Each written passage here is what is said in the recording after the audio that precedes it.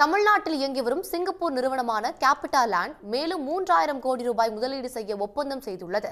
சென்னையில் கட்டப்பட்டு வரும் தங்களது தகவல் தொழில்நுட்ப பூங்கா மூலம் 50,000 பேர் வரைக்கும் வேலைவாய்ப்பு பெற முடியும் என்று கேபிட்டல் லேண்ட் நிறுவனத்தின் தலைமை செயல் அதிகாரி கௌரி சங்கர் தெரிவித்துள்ளார். அவருடன் நம்முடைய செய்தியாளர் சண்முகப்பிரியா நடத்திய நேர்காணலை காணலாம்.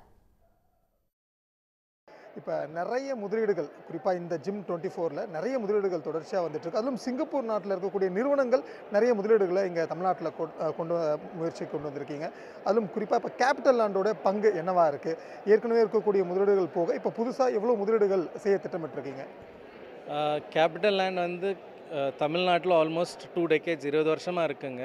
இது வரைக்கும் நாங்கள் கிட்டத்தட்ட 3600 கோடி இன்வெஸ்ட் பண்ணியிருக்கோம். As part of the GIM நாங்கள் எம்ஓயூ சைன் பண்ணுறோம் நதர் 3000 கோடி இன்வெஸ்ட் பண்ணுறதுக்காக. So as Singapore as an entity is bringing in about 31,000 crore இன்னும் சிங்கப்பூர் ஹை கமிஷனர் அனௌன்ஸ் பண்ணார். அதில் எங்கள் பங்கு கிட்டத்தட்ட 10% இருக்குங்க. இப்போ ஏற்கனவே இருக்கக்கூடிய முதலீடுகள் சுமார் 3600 கோடி நீங்கள் சொல்லியிருந்தீங்க இல்லையா? இப்போ ஏற்கனவே இருக்கக்கூடிய அந்த வேலைவாய்ப்புகளோட இப்போ புதுசாக எவ்வளோ வேலைவாய்ப்புகள் உருவாக வாய்ப்பு இருக்குது? அதுவும் குறிப்பாக இப்போ இளைஞர்களுக்கான வேலைவாய்ப்புகள் அப்படின்றது ரொம்ப முக்கியமான ஒரு விஷயமா இருக்குது இல்லையா? ஸோ எவ்வளோ வேலைவாய்ப்புகள் வர வாய்ப்பு இருக்குது?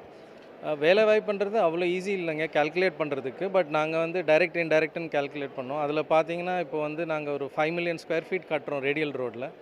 அது நீங்கள் கன்வெர்ட் பண்ணிங்கன்னா கிட்டத்தட்ட 50,000 பேர் அந்த கம்பெனியில் மட்டும் டைரெக்டாக ஒர்க் பண்ணுவாங்க அந்த ஐடி பார்க்கில். பட் அவங்கள சப்போர்ட் பண்ணுறவங்க கூட இருப்பாங்க இல்லைங்க. அவங்க மேபி கேப் டிரைவர்ஸாக இருக்கட்டும், ஷெஃப்ஸாக இருக்கட்டும், வேறு என்ன அம்யூனிட்டிஸ் ப்ரொவைட் பண்ணுறவங்களா இருக்கட்டும், அது எவ்வளோ வரும்ன்ட்டு நீங்கள் தான் கால்குலேட் பண்ணணும். அதே மாதிரி இண்டஸ்ட்ரியல் பார்க்கும் நாங்கள் வந்து கட்டிகிட்டு இருக்கோம்.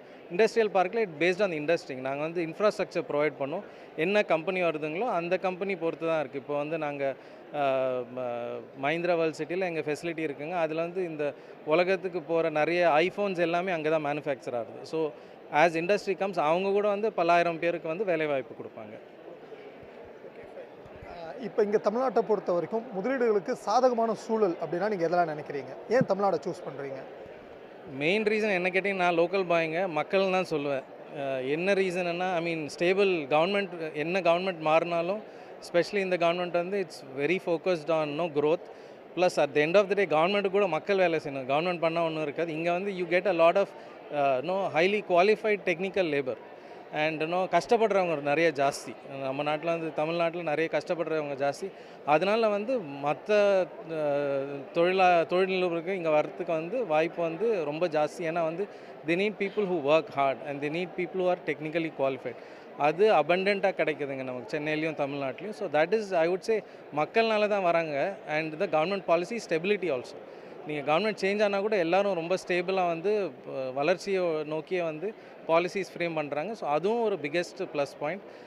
அண்ட் ஆல்வேஸ் உங்களுக்கும் தெரியுங்க, தமிழ்நாடு வந்து இப்போ இல்லை, கிட்டத்தட்ட ஒரு 50 ஆண்டுகளாகவே வந்து it is always the top 3, 4, 5. அது மேலேயும் கீழேயும் போயிட்டுருக்கோம். But we all want more.